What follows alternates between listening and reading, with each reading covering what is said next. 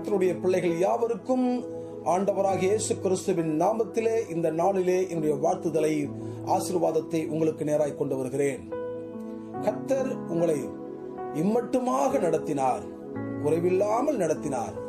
அவர் பெரிய காரியங்களை ஒவ்வொரு நாளும் செய்து அற்புதமுள்ள காரியத்தை நம்முடைய வாழ்க்கையில செய்தார். இதற்காக நான் கர்த்தரை ஸ்தோத்திரிக்கிறேன். இன்றைய நாளிலும் கூட நாம் தியானத்திற்கு எடுத்துக்கொள்ள போகிற சத்திய பகுதி நீதிமொழிகள் புஸ்தகம் 21வது அதிகாரம் 31வது வசனம். Proverbs chapter 21 verse 31. குதிரை யுத்த நாளுக்கு ஆயத்தமாக்கப்படும், ஜெயமோ கர்த்தரால் வரும் என்று வேதம் சொல்கிறது. ஜெயம் கர்த்தரால் வரும். எனக்கு பிரியமுள்ள கர்த்தருடைய பிள்ளையே, குதிரை யுத்த நாளுக்கு ஆயத்தமாகும். இதனுடைய அர்த்தம் எத்தனை பேருக்கு தெரியும் என்று எனக்கு தெரியாது. ஒரு குதிரையானது அது பழக்கப்படுத்தப்படும், ஆயத்தப்படுத்தப்படும். கர்த்தருடைய பரிசுத்த நாமம் மகிமைப்படுவதாக.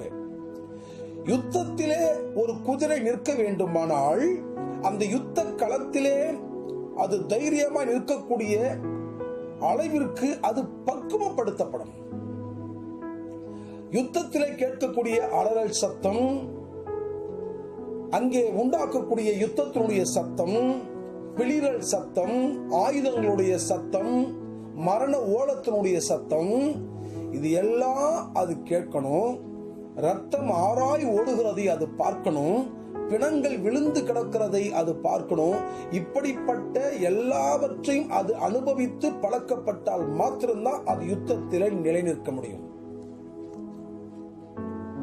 அதை போலத்தான் ஆண்டவர் இந்த உலகத்திலே நமக்கு பாடுகள், பிரச்சனைகள் வழியாக சில நேரங்களில் நடத்துவதற்கு காரணமே ஜெயத்தை நமக்கு கொடுப்பதற்காகத்தான். அநேகர் நினைக்கிறார்கள், நான் ஒரு கஷ்டமும் படாம நான் ஜெயத்தை பெற வேண்டும் என்று சொல்லி. இல்லையே, வேதம் அப்படி சொல்லவில்லையே. குதிரை யுத்த நாளுக்கு ஆயத்தமானால் தான் ஜெயமோ கர்த்தரால் வரும். உலகத்திலே நமக்கு பாடுகள் உண்டு, பிரச்சனைகள் உண்டு. ஆனாலும் ஆண்டவர் கைவிடுகிற தேவன் அல்ல. அதைத்தான் நமக்கு கான்செப்ட். இன்றைய நாளிலே நீங்கள் எதை யோசிக்க வேண்டும் என்று சொன்னால், ஆண்டவர் என்னை பழக்குகிறார், என்னை பக்குவப்படுத்துகிறார், அவருடைய வருகைக்காக என்னை தகுதிப்படுத்துகிறார். எவ்வளவு குறைவுகள் வந்தாலும், கஷ்டங்கள், நஷ்டங்கள், கண்ணீர், வேதனை, வியாதி என்னை தொட்டாலும், எந்த நிலைமை என்னை சூழ்ந்தாலும் நான் கர்த்தருக்காக வைராக்கியமாய் நிற்பேன் என்கின்ற திராணியை கொடுக்கும்படித்தான் ஆண்டவர் சில வேளையிலே சில காரியத்தை நம்முடைய வாழ்க்கையிலே அனுமதிக்கிறார். எனக்கு பிரியமுள்ள கர்த்தருடைய பிள்ளையே, இந்த நிகழ்ச்சியை பார்த்துக் கொண்டிருக்கிற நீங்களும் கூட ஒருவேளை இந்த கால வேளையிலே பலவிதமான சோதனைகள், வேதனைகள், குறைவுகள், கண்ணீர், கவலை, வியாதி, இதன் மத்தியில் நீங்கள் கடந்து போய் இருக்கலாம். வேதம் சொல்லுகிறது, ஜெயமோ கர்த்தரால் வரும். உனக்கு ஜெயம் கொடுக்க, உன் தோல்வியை மாற்ற நாம் ஆராதிக்கிற ஆண்டவரால் முடியும். ஜெயத்தை கொடுக்கக்கூடியவர் அவர். இந்த காலையிலே எந்தெந்த காரியத்திலே எனக்கு ஜெயம் வேண்டும், நான் வெற்றி பெற வேண்டும், நான் தோல்வியை சந்திக்க கூடாது என்று மன உறுதியோடு காத்திருக்கிறாயோ, கர்த்தருடைய பிள்ளையை வேதம் சொல்கிறது, ஆண்டவர் உனக்கு ஜெயத்தை கொடுக்க உண்மையுள்ள ஆண்டவராய் இருக்கிறார்.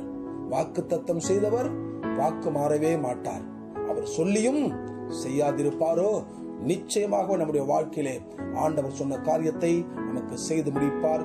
இந்த நாளிலே கர்த்தர் உங்களுக்கு ஜெயத்தை கொடுப்பார். கர்த்ததாமே இந்த வார்த்தைகளை ஆசீர்வதிப்பாராக. நம் கண்களை மூடி செபிப்போம். எங்கள் பரிசுத்தமுள்ள நல்ல ஆண்டவரே, கர்த்தருடைய நாமத்திலே அருமையான நாளுக்காக நன்றி செலுத்துகிறோம். தகப்பனே, இந்த நாளிலும் கூட தேவரீர் எங்களோடு பேசின வார்த்தைகளுக்காக நன்றி அப்பா. ஆண்டவரே, இந்த நிகழ்ச்சியை பார்த்து கொண்டிருக்கிற ஒவ்வொரு பிள்ளைகளை கர்த்ததாமே நீர் ஆசீர்வதியும். இந்த நாளிலே பிள்ளைகள் விரும்புகிற ஜெயத்தை அவர்களுக்கு நீர் கட்டளையிடும்படிக்கு நான் செபிக்கிறேன். எல்லா தோல்விகள் மறைந்து போவதாக, அற்புதங்கள் நடப்பதாக, பெரிய காரியங்களை செய்கிறார்கள். இயேசு கிறிஸ்துவின் நாமத்தில் செபிக்கிறேன் ஜீவனுள்ள நல்ல பிதாவே, ஆமென். அன்பானவர்களே, நல்ல ஒரு வார்த்தை கேட்டோம். நாளை காலை மீண்டுமாக அற்புதமுள்ள வார்த்தையோடு மீண்டும் உங்களை சந்திக்கிறேன். கர்த்தர் தாமே உங்களை ஆசீர்வதிப்பாராக. God bless you.